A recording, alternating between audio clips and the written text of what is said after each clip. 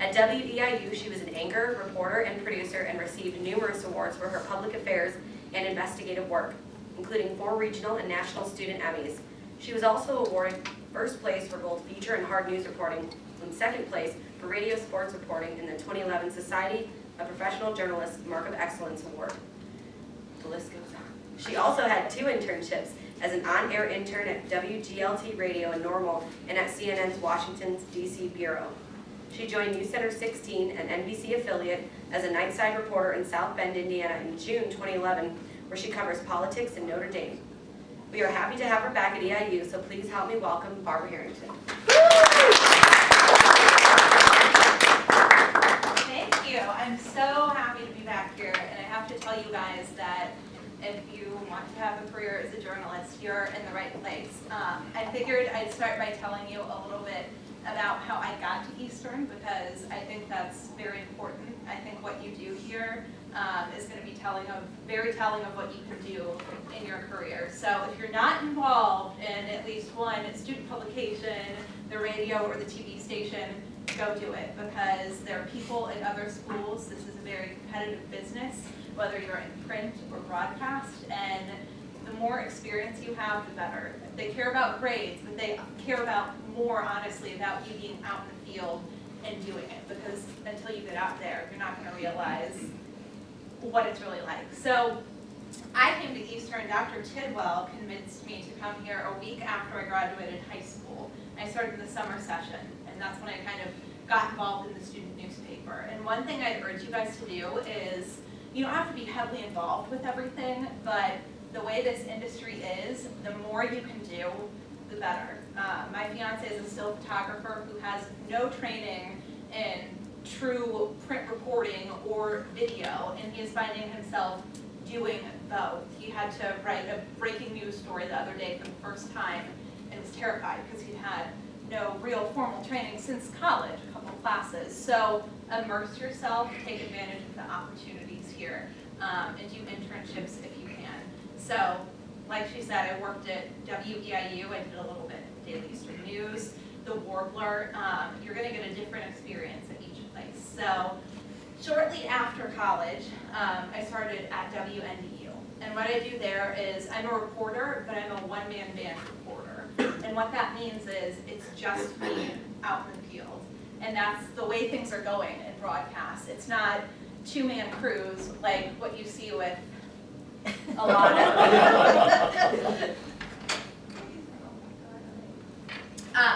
it's not 2-man crews like you see a lot of places, or like it's been for many years. So I am the only nightside reporter at News Center 16.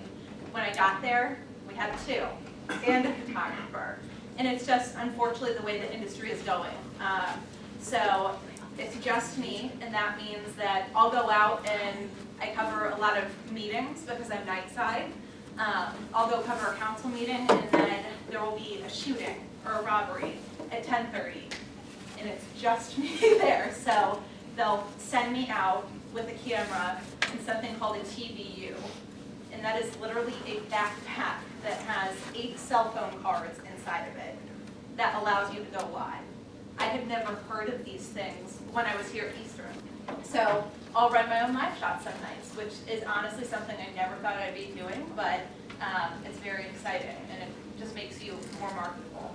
And same thing, producers who got into the business to write, a lot of them are finding themselves now going out in the field and doing some things, or editing video. So the theme here, again, you have to be able to be willing to step outside of your comfort zone and try a lot of different things. So I don't want to talk a lot. I want you guys to be able to ask questions. About immersing yourself in everything. When you applied for this job you have now, did you apply as a reporter? Yeah, a lot of the positions you'll see posted now, they don't call them reporters. They'll call them multimedia journalists or sometimes backpack journalists.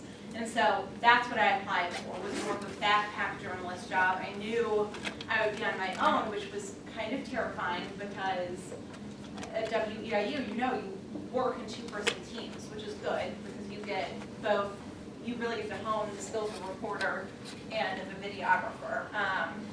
And you're totally capable of doing it all on your own if you can do them separately. So that's what I applied for. I'm going to show you, just to kind of illustrate some of this stuff. I know a lot of you guys had heard there was a very tragic shooting at Elkhart, which is in our coverage area. A guy went into a Martin's grocery store, which is a mom and pop shop. It's a regional chain, but it started out as one grocery store, and kind of the theme of your friendly neighborhood store really expanded to all of them. So it's a place you go into. A lot of the people working there know customers who come there every week. They carry your groceries out to your car for you. Very friendly place, so it made it even more shocking. It made the national news, and they called up our station and said, can we get a reporter out there from your station? And I had been there all night out at the scene. So I ended up getting an amazing opportunity to be on the Today Show. What I want to show you is what I did for the Today Show, and then the story that I left for our morning show.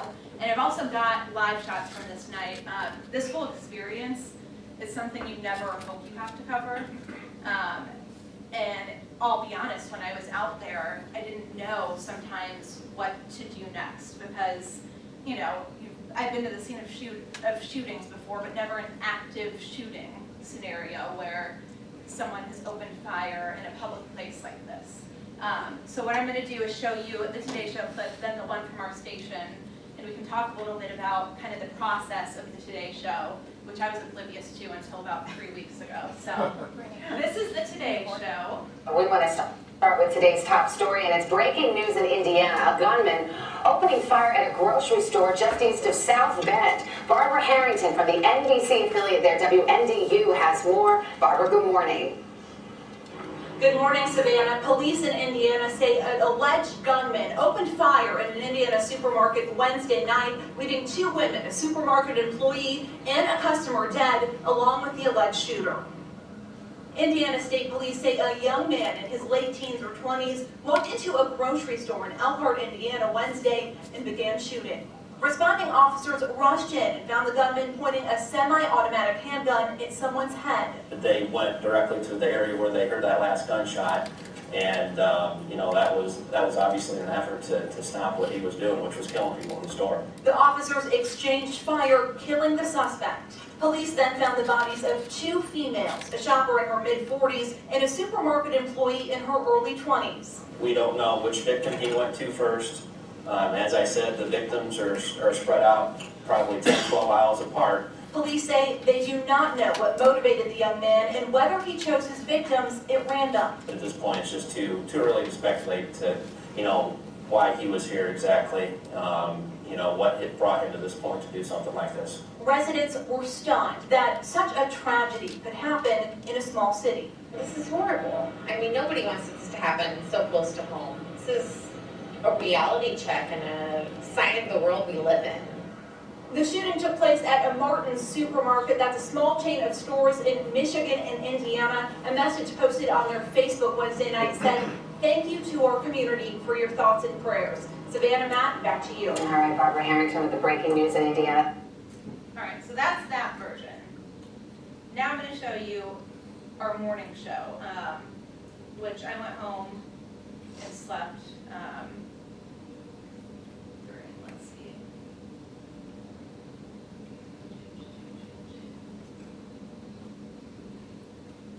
We have been following breaking news all night.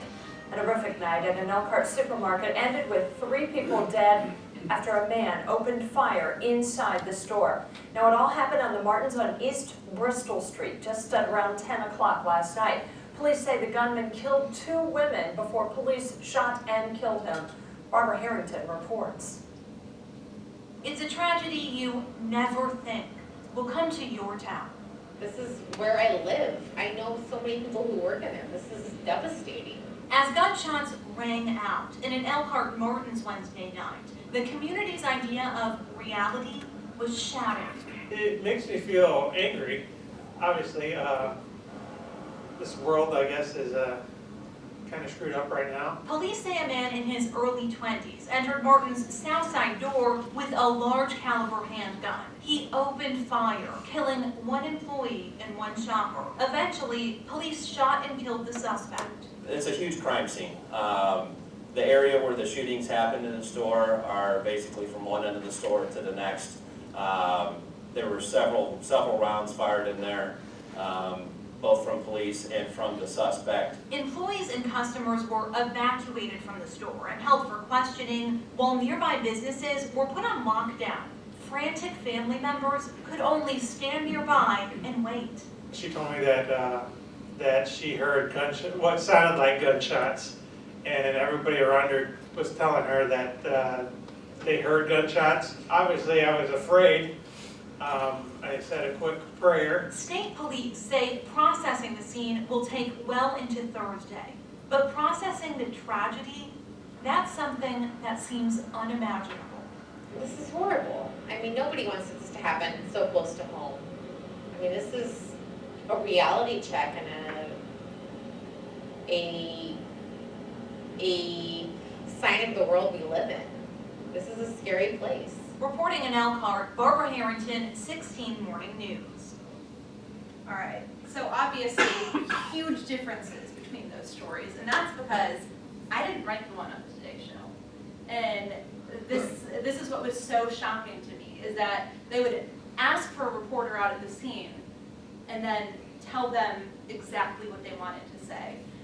And the reason they do that is because we have completely different audiences. Mine for the morning show was more emotional, more focused on the community reaction, because we'd already reported on our station what had happened, and this was the story of the morning, was people not being able to process this. When it's for a national audience, they have no idea, first of all, what Martin's is and where Elkhart, Indiana is. So it had to be very just fact-based. This is what you know now, this is what happened. They didn't really want the emotional part, which is what you're so often told is good, good TV. But it's because it's a completely different audience. So how that worked with the Today Show, because that's the big question everyone has asked me, how does it work? After they called, I was driving out there and they called and said, we're gonna need you to voice track a package. And so I got there, I went into work at 3 p.m. because I'm the night side reporter, and this was about, I think, 5:45 a.m. That I was still at work. I have not eaten, I have not had something to drink in like, I don't know, 10 hours at this point. So that's part of the business that you're getting into. But I got there, I had one shot to get through the script they gave me. I was reading it on my cell phone, they emailed it to me. And then they wanted my field producer to time myself saying these things. We don't have field producers on local news unless you're, like Chicago or LA. So it was very stressful. It was one of those situations I was so grateful for the opportunity, but at the time, I had no time to think about how am I sounding, how do I look. I was supposed to go live out there, and 3 minutes before the Today Show, they said, there's too much of a delay, we're gonna need to take this. And I had just gotten done voice tracking, recording my voice for the story they were cutting, and hadn't looked at the scripts. They also told me what to say before and after that package aired. So I had one shot on that, and thank goodness that I got through it and didn't sound like a moron or mess up majorly, because they didn't have time to give me more than one take. It was a very stressful situation. Very grateful for the opportunity, but I had no idea how it worked, and so I found it very interesting to go through that process. You have people from, it was people from New York, and they only had my cell phone number. So would be on the phone with the producer, and someone from the control room would be calling me, and it's just a lot to juggle, and it shows you how different the local news is to people on the national level. It's just a completely different ballgame. So I found that very interesting. Do you guys want to see the live shots from the night that this happened. Did you give them all the information, Barbara? So what happens is, it's not unusual for like your story, the recorded package, to be used on national news. If it's something that is out of the ordinary or just a big news event, they only ask for a reporter when it's huge. And so we always feed video. We'll put video up on basically, it's called NBC VOD, NBC Video of the Day. And that's a website where every NBC affiliate across the country can access video and sound that you have gathered. So they have requested that, and we put that up. And you also put some information up there as well. But they didn't ask me any information, which I also thought was shocking, because here I am, I've literally been at the scene the whole night that this has been happening. Who knows, we could have had some new developments, and honestly, they don't, it sounds horrible, but they don't care. You know, they just want to get this on and have it written in a certain way, and they have things timed out so precisely in that show because of how much they have that they don't want you to go off script. So they didn't ask me a single question about if we knew anything more or anything like that, which I just think is so, it's kind of scary personally, but after they would call throughout that week, and they did ask, hey, have you heard something about this or that, but the night of, nothing. I'm going to show you a couple live shots because this was a huge learning experience. How we found out about this was we heard on the police scanner active shooter situation. As soon as we heard that, we knew we absolutely had to get there. We got there, and police told us nothing. We got there at about 10:30, 10:40. Would not tell us anything. I finally got a firefighter who was responding and said, the situation's under control. No idea what the hell that means. We do, our policy when we have big breaking news is I will do 3 live shots during the half-hour show. One, just to initially get the information out there, a second, hopefully with new information, and then a third with new information or to kind of wrap up the story. They did not do a press conference until 12:30 a.m., long after our 11 o'clock newscast got off the air.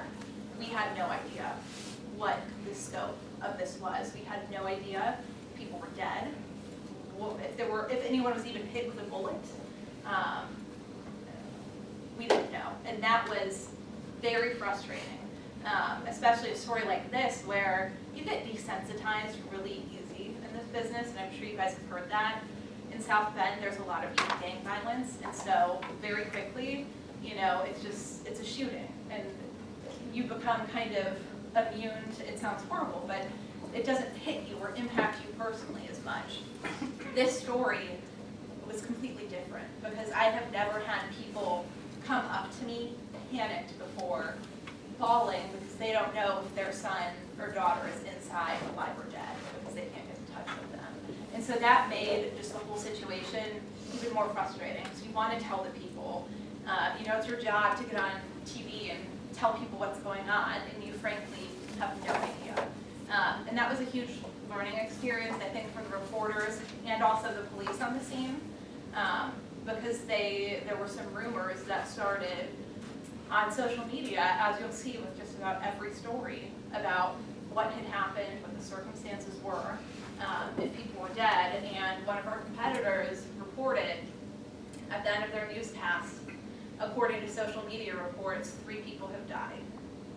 They were right, and they were very, very lucky. The station I work at, and I would hope most places, would never do that unless it came from a police social media account or the Martin Supermarket official social media account, because rumors spread so quickly. And when you're talking about people dying, it's one thing to say the freeway is backed up according to Joe Smith, who's driving to work. It's another thing to say 3 people are dead in a supermarket. So anyway, I'm going to kind of show you how we handled that. Breaking. Not knowing basically anything beyond what we could physically see with with our eyes. It was very News, a difficult. shooting at a Martin's supermarket in Elkhart. Dispatchers say an active shooter opened fire at the store in the 3900 block of East Bristol at Cobblestone Road. That's northeast of downtown Elkhart and north of the... One thing I want to point out too, we, of course heard things on scanner traffic. We had heard a person is down in aisle 3, things along those lines, but we do not report scanner traffic because, and some stations do. The reason we don't do that is because people are saying these things as they arrive on the scene. They could misspeak. We do not report that unless we get it confirmed by dispatchers or police on the scene or someone. We would never just go on the air with that. So we had somewhat of an idea that someone might have been hit, but that's about it. River. News Center 16's Barbara Harrington is live at the scene where all this unfolded less than an hour ago. Barbara, what is the very latest? Well, Terry, a member of the Elkhart Fire Department told me the situation is under control at this time. I did just speak with a gentleman whose mother was inside at the time that this all went down. She called her son and said that she heard several shots fired. She did not see if anyone was hit or injured. We also are still waiting to hear if there are any victims in this case. Now, that man says his mother was obviously very afraid, but once police got the situation under control, they did evacuate everyone, take them outside of that dangerous situation, brought them to the parking lot where they started some questioning, and I'm now told that they will be taken over to the Elkhart Police Department for further questioning tonight about what happened here. We are waiting for a PIO, a Public Information Officer from the Elkhart Police Department, to get out here, give us more details what exactly happened tonight. We do not know anything about the suspect or the victims at this point, but we're hoping to learn more in the coming minutes here and bring you updates as we get them, Terry. And Barbara, from our end, we were able to make some phone calls. We were hearing the scanner traffic. We do know that ambulances were dispatched to that Martin's location. However, dispatch would not confirm if there was one victim, 2 victims, or any victims for that matter. So again, as you mentioned, obviously there was a shooting there. They confirmed that. We'll just have to wait for the Public Information Officer to arrive. But your feeling from what you've seen so far, this was not a case where somebody went on a rampage inside that store. At this point, Terry, it does not look like it. We did see several ambulances here, but none of them, since we've gotten here at least, went off with lights and sirens.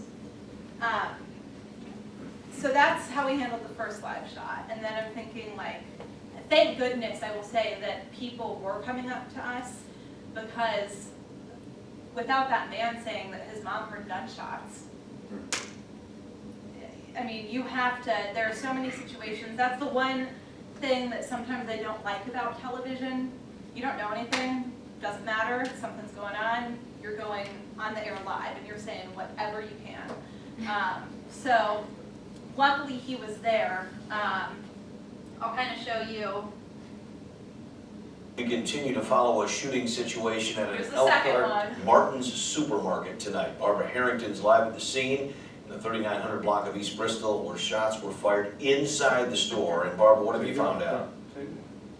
Well, Terry, I just got done speaking with a man whose mother works at this Martin, was inside when those shots were fired, and he says he is very angry tonight that someone would bring a gun into a grocery store, a place where people certainly feel safe. After tonight, that is not going to be the case for a lot of people who were inside this Martin's. All we know at this point, because we are still waiting for official word from police on what exactly happened at the store tonight, we do know there was an active shooter situation. Witnesses say several shots were fired inside that store. We do not know at this point anything about a potential suspect, about any victims, but we've been told that people who were inside that store at the time are now being taken to the Elkhart Police Department for questioning, so police can get a better understanding of what exactly went on tonight, what exactly was happening.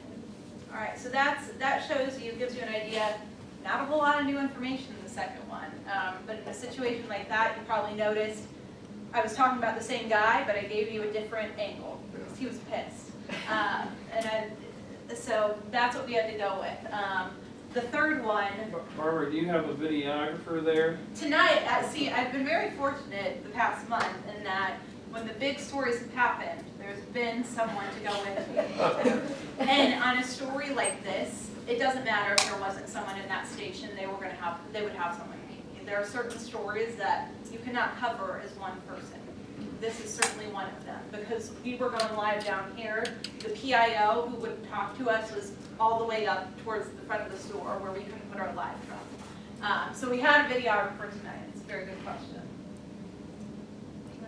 Let's see. Somebody was hit by bullets, but again, we have no confirmation on that because we're still waiting. Yeah, I worked at start shooting somebody. He's a teenager. I was at a Martin's today. It is the least likely place you feel like somebody's going to pull out a gun and start shooting somebody. It's an inviting, warm place. They're an institution in it. All right, Barbara, and we'll check where there has been. And that's what, yeah, that's called, that in the TV business is what we call perspective.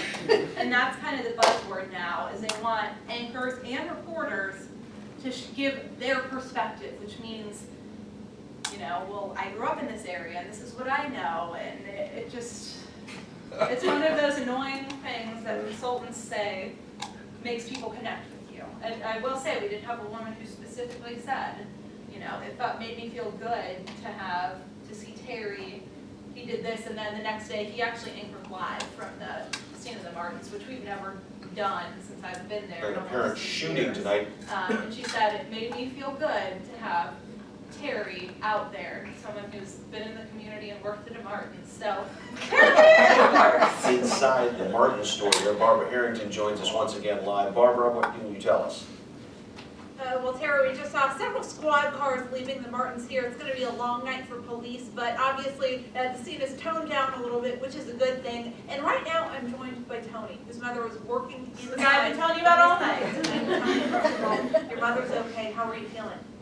Now that I know that she's safe, I'm feeling a lot better than I was before. Tell me what she told you when she called you tonight about this. When she called me, obviously she was upset, and I asked her what was going on. She said she heard that she was told that there was a shooting inside Martin's, and then they slowly evacuated Martin's, and she was outside, and she said she was safe at the time. She did not know of anyone being injured in there. No, she didn't say anything about someone being injured. She just said that she heard that someone was shot. I don't know if that's true or not. How does it make you feel that someone would bring a gun in here? You told me earlier it makes you angry. Yeah, it does make me angry. I mean, you're going to a grocery store just to get food and to live, and you're not safe. Well, thank you so much, Tony. We're so glad that your mother is okay tonight. We've seen several other people. One man, very teary-eyed, came up to me and said, "Please tell me my son is okay tonight." So some positive news at the end of this horrific situation. Still waiting to hear more from police on suspects and if there were any victims in there. Terry? All right, and Barbara, you said that several witnesses are down at Elkhart Police Headquarters being interviewed at this time. I'm looking at the website of our partners at the Elkhart Truth, and while they have pretty much the same information we have in terms of actually confirming anyone being shot or not, which we have not gotten confirmed, they did say that at 11:15, the Elkhart Police Department chaplain arrived on the scene. That is not a good sign, but again, we can't read too much into this at this point.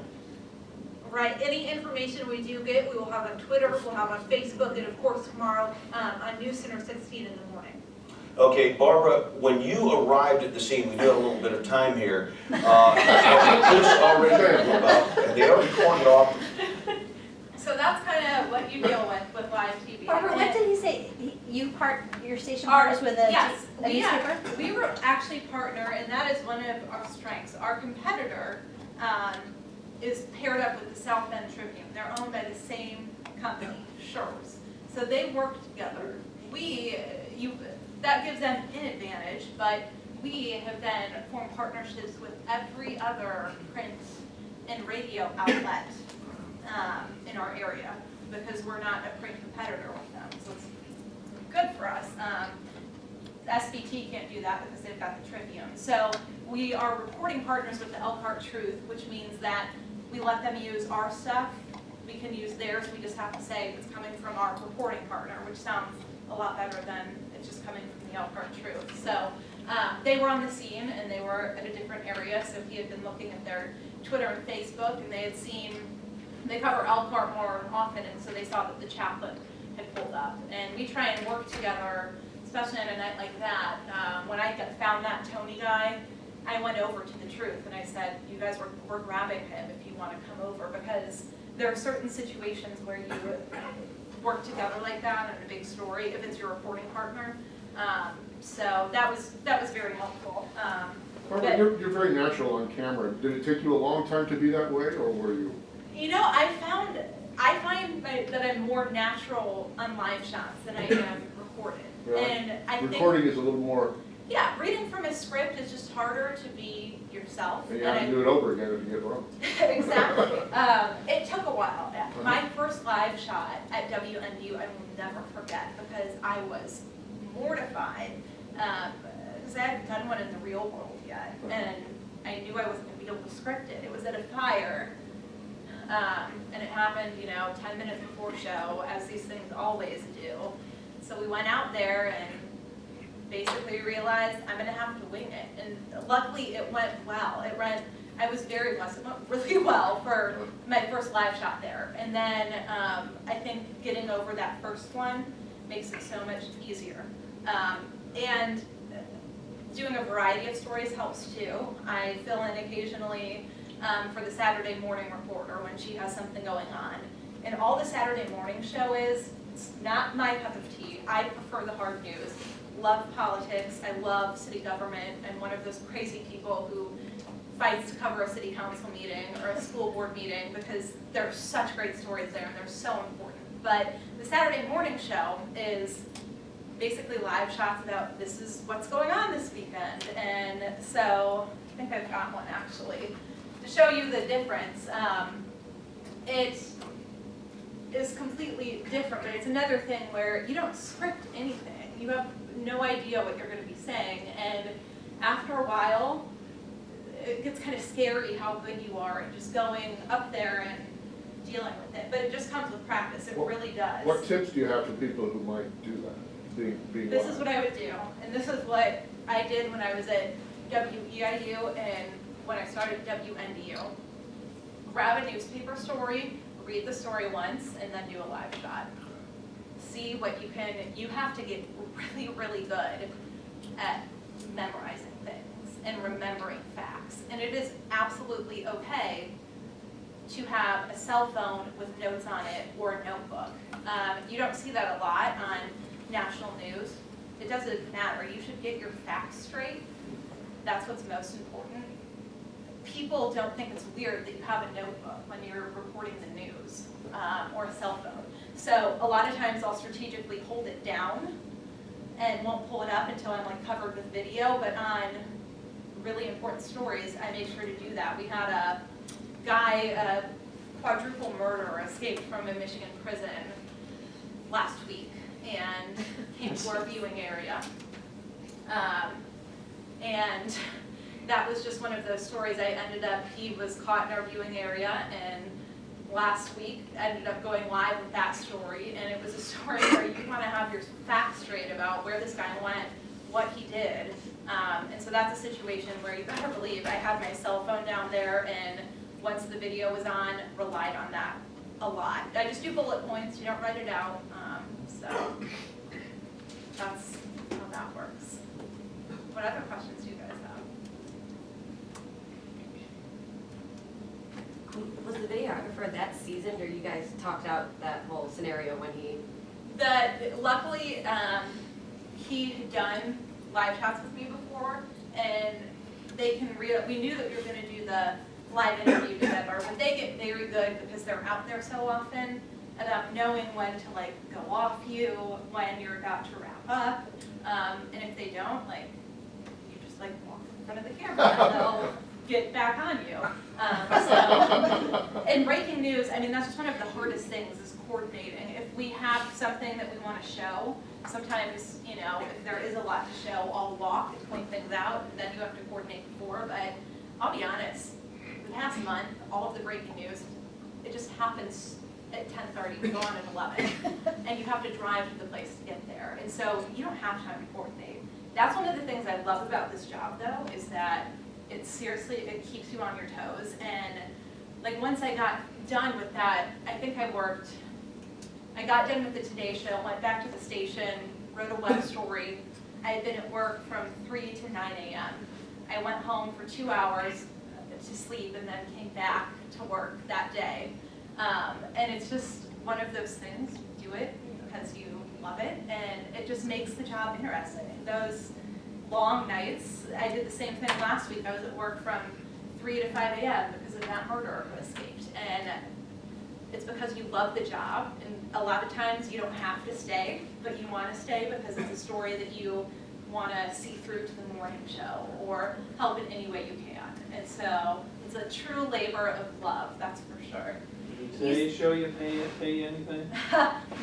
No. But they gave me something good for my reel, so that works out well. Okay, so you do this breaking news whenever you hear it happens, you go on live, but you also work on special reports too, things that take longer. Yes. Could you show something you do that's a little bit longer? Yeah, let me see here.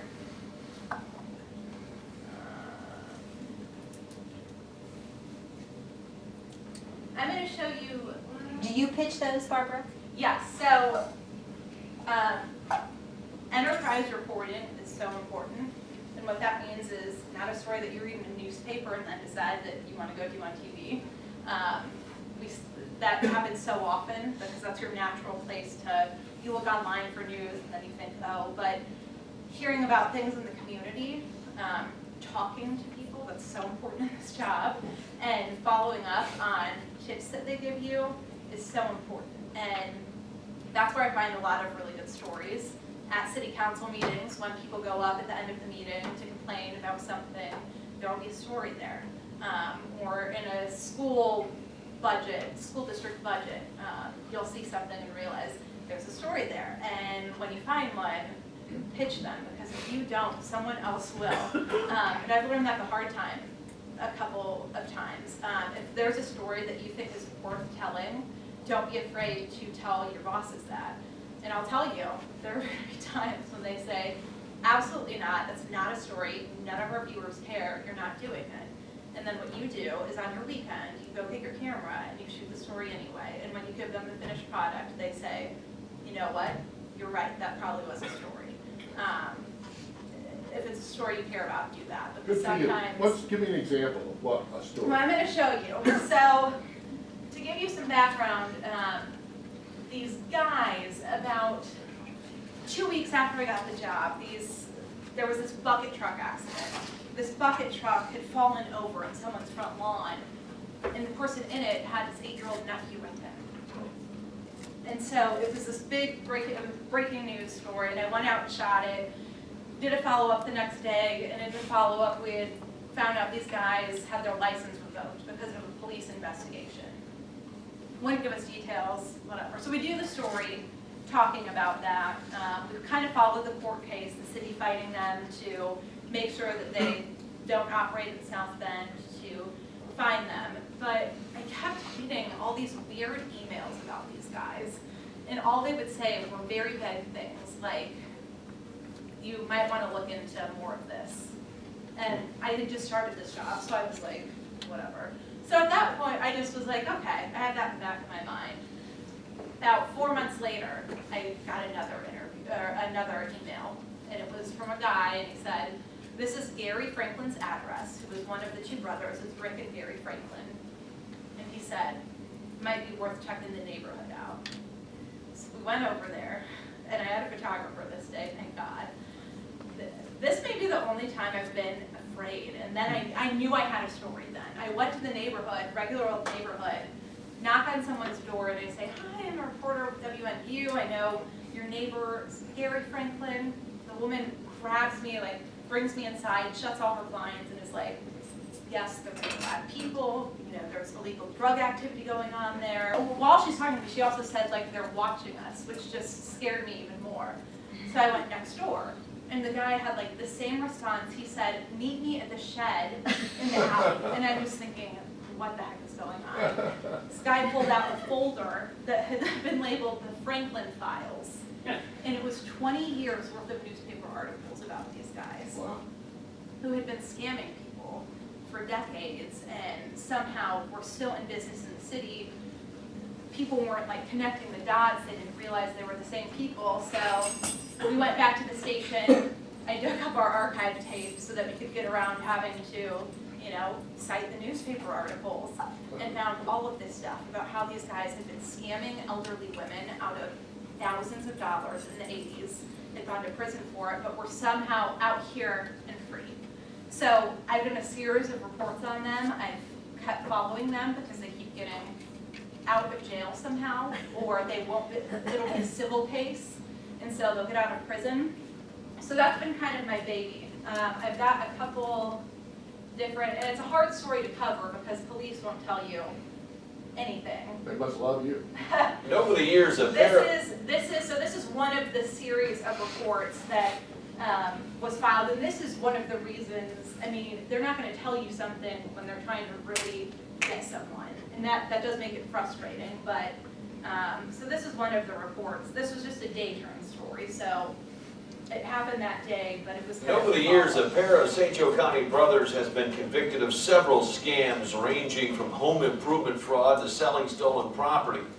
Now Rick and Gary Franklin are facing charges once again. They, along with Richard Maxson, are charged with several counts for allegedly running an elaborate scheme involving stolen vehicles. News Center 16's Barbara Harrington is in the newsroom. And Barbara, the Franklins were the subject of an investigative piece back in April. And at that time, many people were questioning why they hadn't been arrested. That's right, Terry. We spoke to several people back then who were frustrated. They claimed to be victims of the Franklin Brothers scams, and they all wanted to know why Rick and Gary weren't in prison for allegedly ripping people off repeatedly. Now, turns out police have been investigating their stolen property dealings for over a year, and now the Franklins and an accomplice are behind bars. If I was doing something illegal or against the law, I would think the police would be.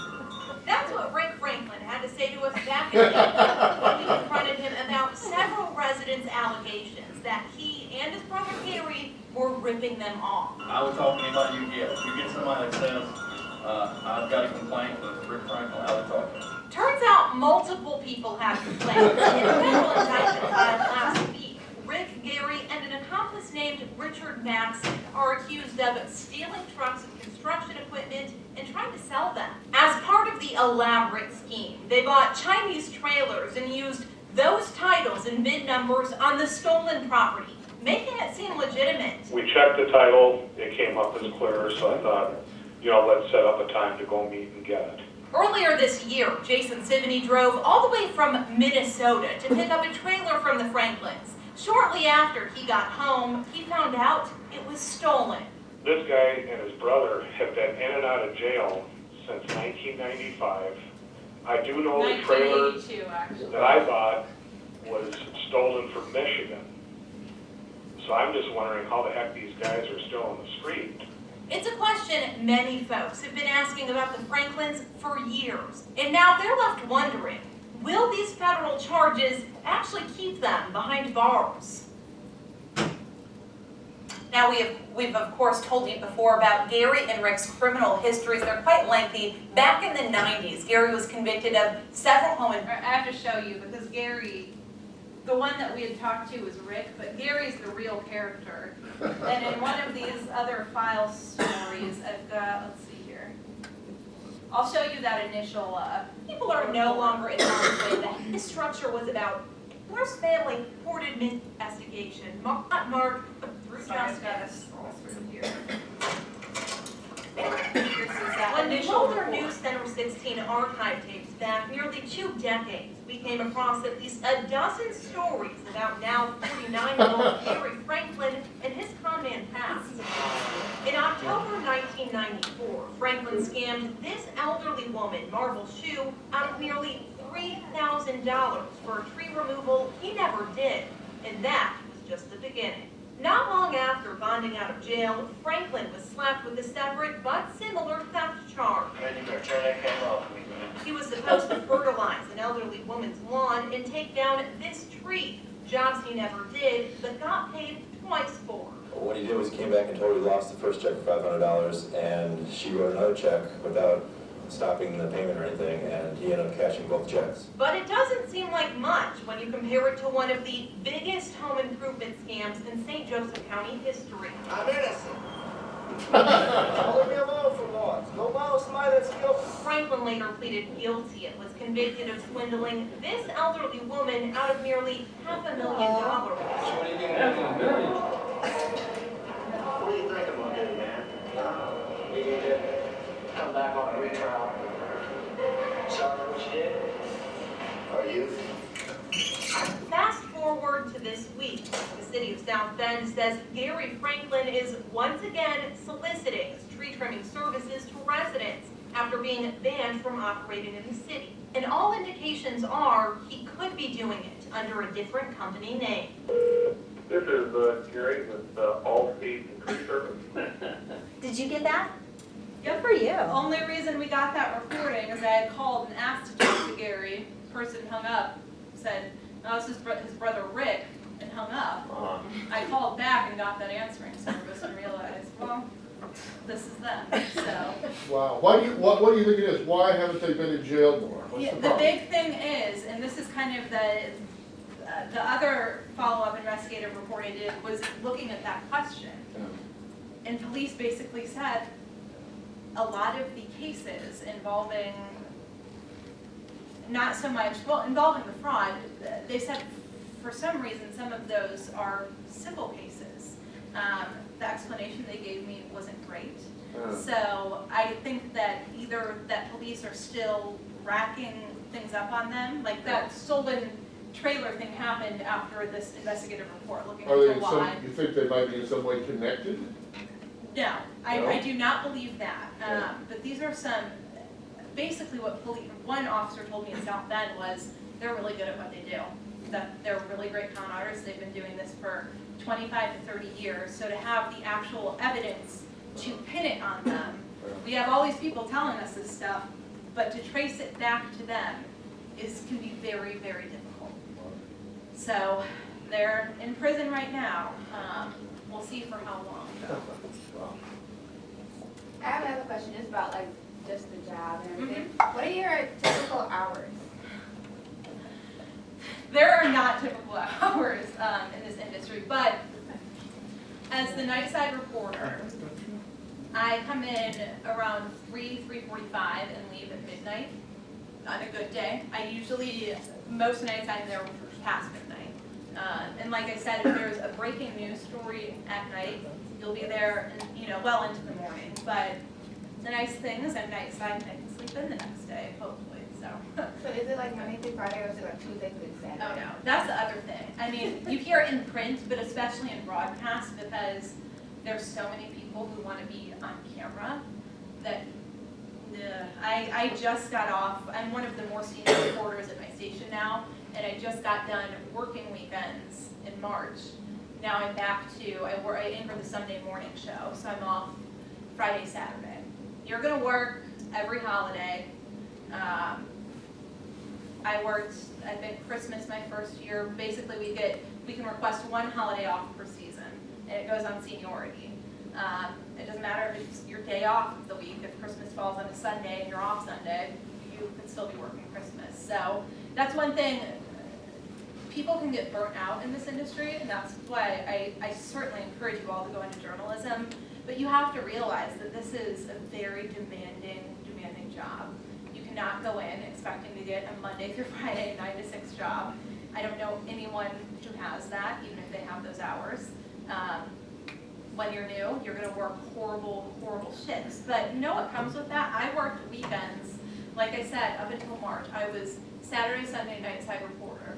We've got Notre Dame football. I was on the sidelines for the national championship run for a lot of really cool games. And I got to do stories interviewing fans. And I was there till 5 in the morning doing packages for the morning show, but it was a damn good time. And that is something, when you have a bad day on the job, you have to remember those days, all the cool stuff you get to do, because you get to do things that normal people don't get to. And I think we take that for granted sometimes. You're a part of history. You're seeing things happen as they happen. And to me, that's really exciting, no matter what it is.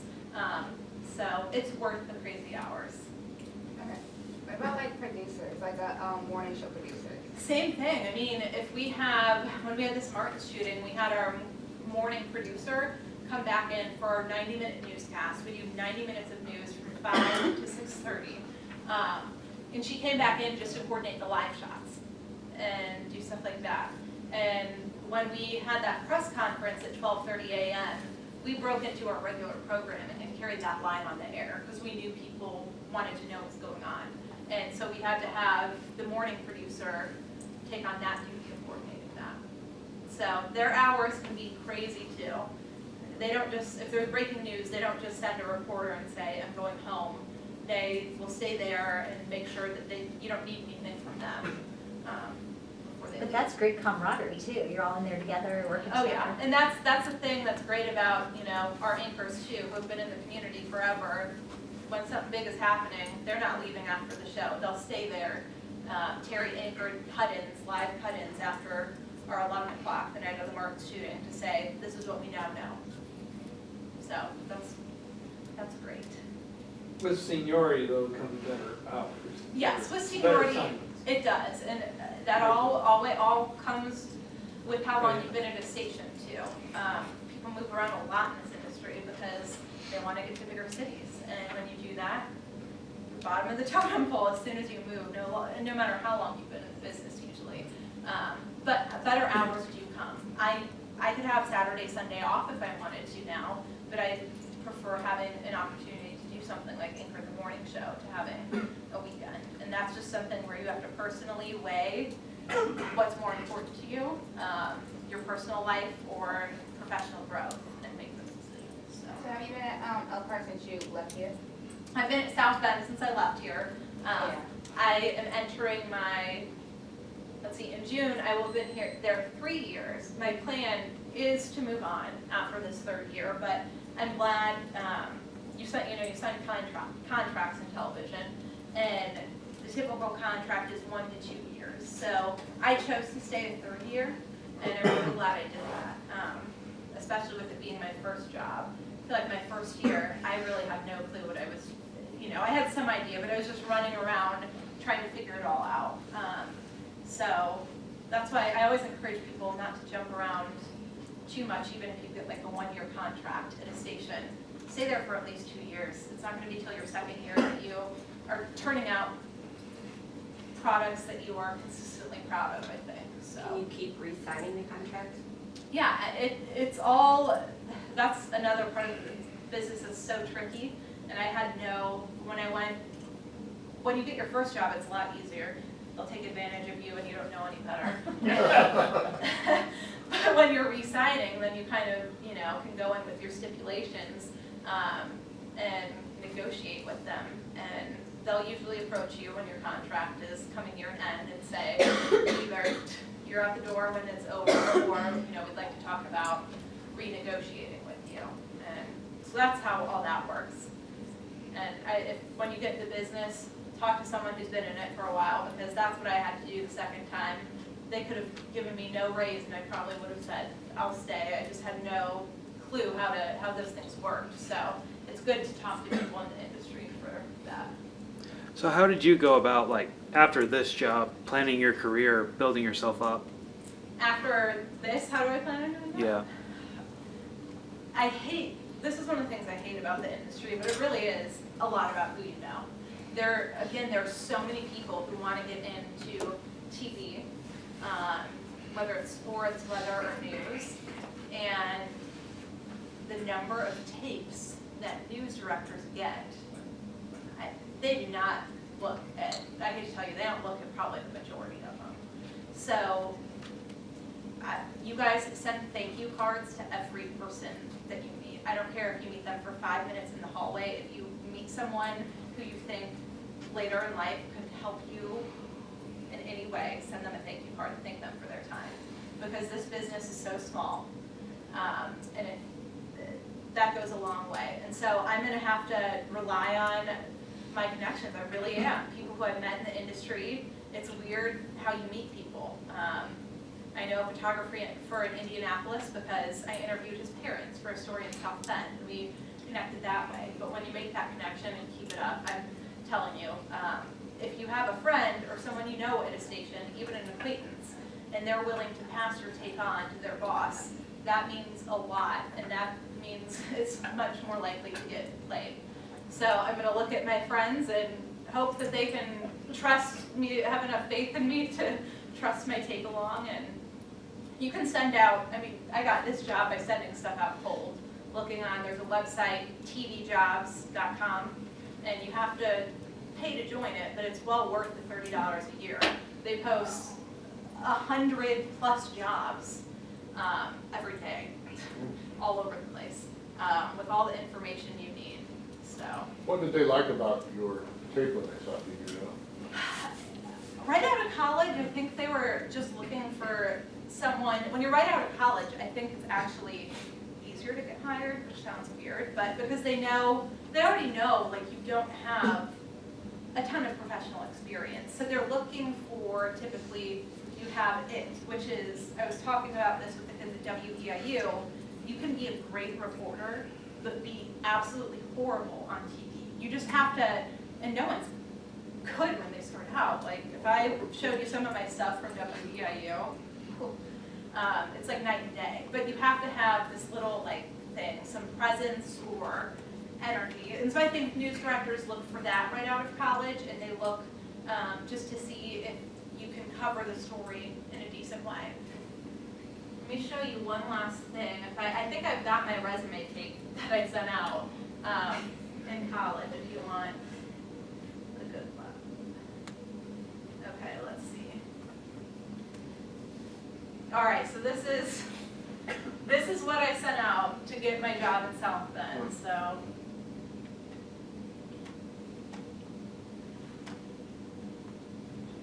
This is typical. You do what's called a montage at the beginning, and then a couple, like... As you can see behind me, this fire happened right in the heart of campus town. Grove Elementary School is literally in the middle of a cornfield, which means there aren't trees around the school to block the strong winds. Police are still investigating and say they aren't sure how the Tuttles ended up in the water. Central Illinois residents simply don't have direct contact with our state government unless it's through these conservation districts. Before they got the new LifeScan technology, they had to rely on this old method of using ink and paper. Our Lori hasn't returned our repeated calls or made good on that promise to sit down and tell his side of the story to News Watch. Although this water doesn't look that deep or necessarily that powerful, a little bit of it can do a whole lot of damage. You think, like Sheikh said, we need to see some teamwork. The two countries are working together. In addition to the Commission on Accreditation of Rehabilitation Facilities, also known as CARF International, taking away Graywood Foundation's accreditation. All right, so that's a little sample of what it was like pre-professional. It all makes sense now. Kelly engraved in our soul to always do stand-ups because... Yeah. I think I've done 5 stand-ups. Sally just said that you could see that you're Kelly's girl. Oh my God. This is such a fluff question. I'm so embarrassed to ask this, but are you responsible for your own hair and makeup? Actually, a lot of people ask that. Yeah. And this is what I'm going to tell you right now. You have got to have a thick skin in this business, Oh, not just yeah. for like critiques you'll get about your work. We are. I have some women who will watch, and if I wear the same necklace twice in 1 week, will email saying I should be fired. You get some just people who do not have much else going on. Do you have, as part of your contract, how you look? So our main anchors, we have a deal with Macy's and JCPenney where they will provide clothing for them to wear, not to keep, but just to wear on the newscast, and then basically they give it back. But almost everywhere now, except national and maybe 2 Chicago stations, you do your own hair and makeup. And that took, I didn't wear makeup when I started working at WEIU, and so that was very difficult. You figure out what works over the years in terms of outfits and makeup. We do have a consultant who will come in, and he does basically strictly appearance stuff. And he told me, you need to lighten your hair. And so It does. you go do it. Yeah. And he said, grow your hair out. And I was like, thank you. So wait, so it's not like at News Watch when they make you cut your hair? Yeah, that's the longer hair is what's in now. Unfortunately, it's longer hair is sexier, and so that's why That's important. And it's funny how it changes with regions. Come on, Sally. I have a friend who works in Florida, really talented reporter, and her consultant tells her she needs to show more skin. So I'm gonna tell you, you're gonna have so many consultants come through, they contradict each other. Unfortunately, when you're in a visual medium, that's part of the business, it's a part that I hate. But never ever do something that doesn't make you feel comfortable or make you feel like yourself. That's my policy. I luckily have been put in a situation where I've been told to do something or not do something with my appearance that I didn't agree with, but no job is worth you feeling like you're selling your soul out and that you're only being judged on your appearance. We do have a competitor in town who straight out has said to basically to his staff, if you know any attractive young girls, send their resumes to us, because it has become, unfortunately, such a looks-based medium. So just know that going in. I'm not saying that you're not going to get a job if you're like not a model. That's clearly not it. But you just have to be prepared to deal with that, because those consultants aren't going to sugarcoat anything either at all to you. So.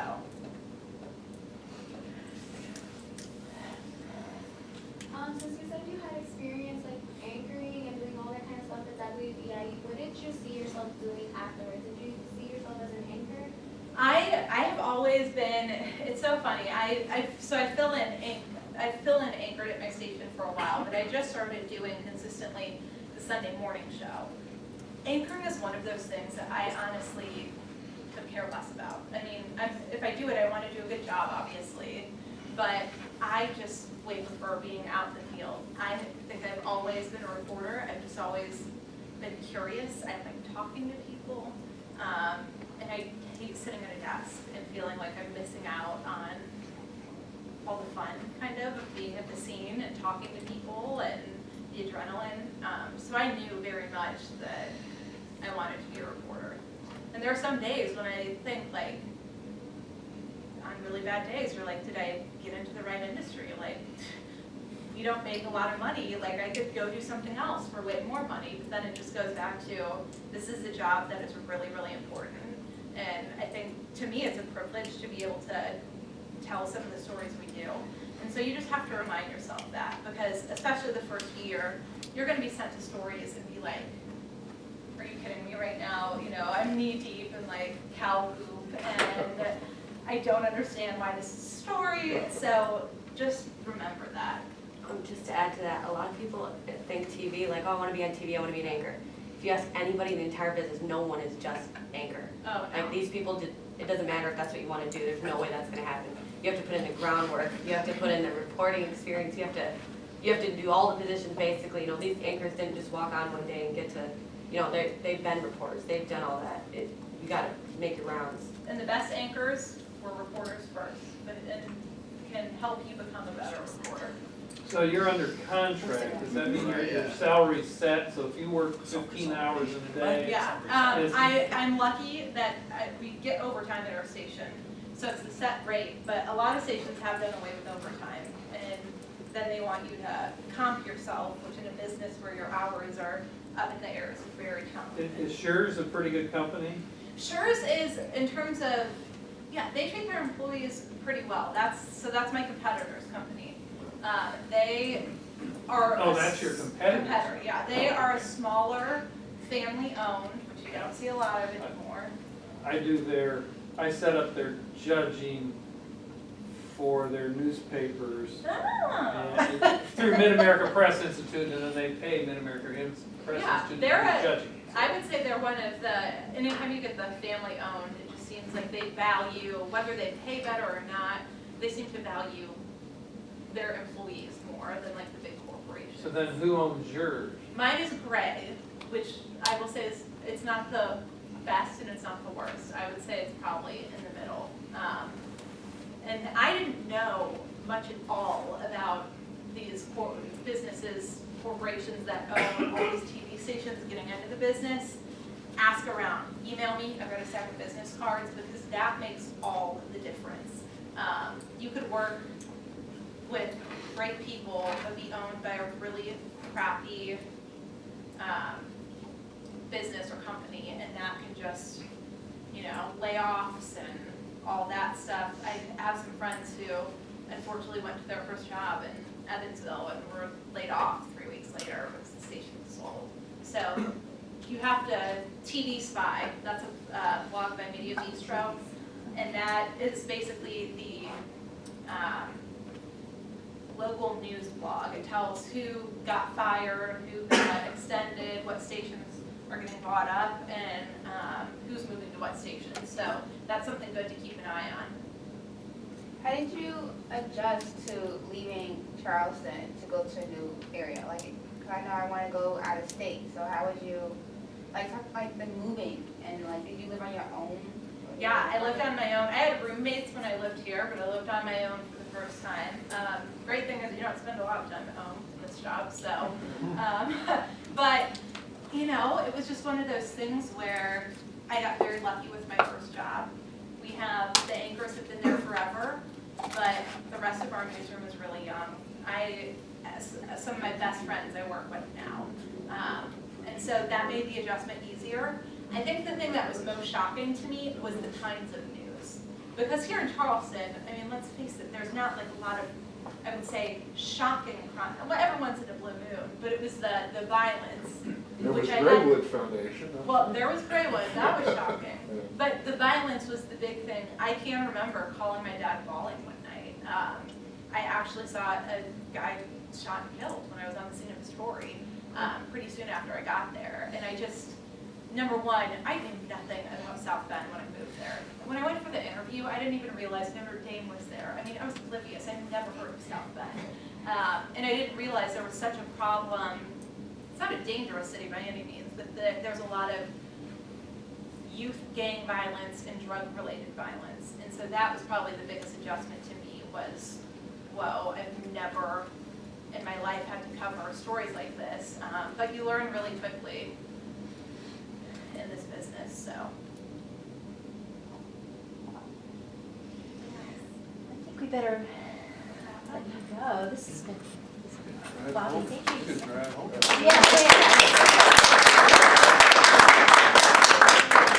you guys all for coming. Please eat more of the food. Yeah, I've got business cards too. Yeah, Seriously, of course. email me, call me if you have questions, if you're looking for a job. Send your tape my way or your resume and I'd be happy to look at it, critique it, give you suggestions, so keep in touch. And this is for you from SCJ as a thank you. Thank you. Thank you so much.